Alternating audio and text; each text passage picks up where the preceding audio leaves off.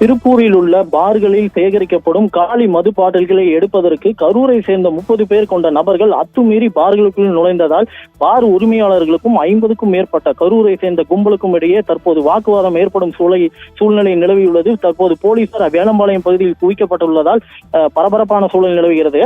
திருப்பூரில் உள்ள அனைத்து மதுபான சில்லறை விற்பனை கடைகளில் விற்பனை செய்யப்படும் ஒவ்வொரு மது பாட்டில்களையும் விற்பனை செய்யும் போது அதிகபட்சம் சில்லறை விற்பனை விலையுடன் சேர்த்து கூடுதலாக 10 ரூபாய் வாடிக்கையாளர்களிடமிருந்து பெறப்படும்.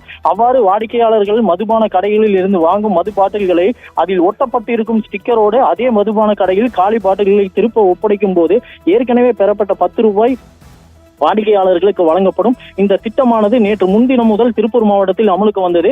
இந்நிலையில் 50க்கும் மேற்பட்ட குழுவினர் கரூரில் இருந்து திருப்பூர் வேலம்பாளையம் பகுதியில் உள்ள டாஸ்மாக் பார்களில் பாட்டில்களை எடுக்க முற்பட்டதால் திருப்பூரில் உள்ள பார் உரிமையாளர்கள் பார்களில் இருந்து காலி பாட்டில்களை எடுப்பதற்கு எதிர்ப்பு தெரிவித்து பார் உரிமையாளர்கள் அனைவரும் வேலம்பாளையம் பகுதியில் உள்ள பாரில் ஒன்று சேர்ந்து கரூரில் இருந்து வந்த 50க்கும் மேற்பட்ட குழுவினருடன் நியாயம் கேட்க இரு தரப்பினருக்கும் இடையே வாக்குவாதம் ஏற்பட்டது. தகவல் அறிந்து சம்பவ இடத்திற்கு வந்த போலீசார் இரு தரப்பினரிடம் சமரசம் செய்யும் முயற்சியில் தற்போது ஈடுபட்டுள்ளனர். திருப்பூர் வேலம்பாளையம் பகுதியில் உள்ள பாரில் திருப்பூரை சேர்ந்த பார் உரிமையாளர்கள் 50க்கும் மேற்பட்டோர் மற்றும் கரூரை சேர்ந்த பாட்டில்களை எடுக்க குழுவினர் 50க்கும் மேற்பட்டோர் ஒரே இடத்தில் வாக்குவாதத்தில் ஈடுபட்டு வருவதால் தற்போது அசம்பாவித சம்பவங்கள் நடைபெறாமல் இருக்க தற்போது போலீசார் குவிக்கப்பட்டுள்ளனர். திருப்பூரை சேர்ந்த பார் உரிமையாளர்கள் கரூரை சேர்ந்த நபர்கள் என 100க்கும் மேற்பட்டோர் தற்போது ஒரு வேலம்பாளையம் பகுதியில் திரண்டுள்ளதால் தற்போது பரபரப்பான சூழல் நிலவுகிறது.